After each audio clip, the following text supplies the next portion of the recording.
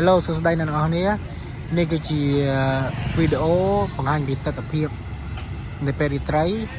នៅខេត្តកំពតមានកន្លែងលក់អីតាមផ្លូវកន្លែងញ៉ាំអីច្រើនមែនទែនអញ្ចឹងជិះតាមដានមើលទាំងអស់គ្នា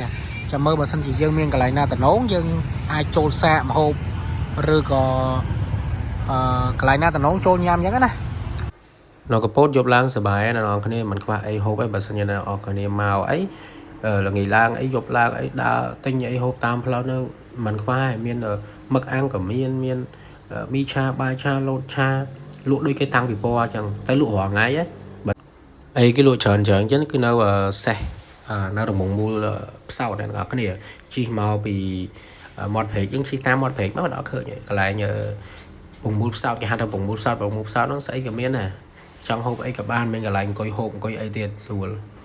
ហើយវីដេអូនេះវាអត់សូវស្អាតដោយសារតែខ្ញុំថតពេលយប់ឯណាមួយអត់សូវមានពលឺគ្រប់គ្រាន់ណាអ្នកនរគ្នាអញ្ចឹងវីដេអូអាចជាអត់សូវស្អាតអធិស្ឋានផងខ្ញុំគណថតទេសភាពទស្សនវិជ្ជាតិចតួចឲ្យមើលសិនព្រោះដោយសារខ្ញុំធ្វើវីដេអូដាក់ក្នុងសម្រាប់ channel ថ្មីហើយដល់ពេលអញ្ចឹងខ្លាចអត់មានវីដេអូធ្វើចេះតែធ្វើមកមួយសិនដើម្បីឲ្យអ្នកទាំងអស់គ្នាបានស្គាល់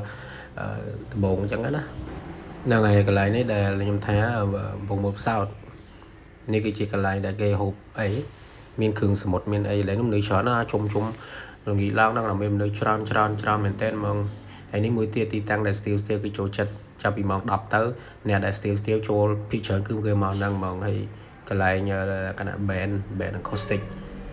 គឺស្ទីលគឺចូលចិត្តសប្បាយណាអ្នកគ្នាឧស្សាហ៍មកម្ដងហើយនេះកន្លែងគេលក់ប៊ីជើងអីទូទៅធម្មតា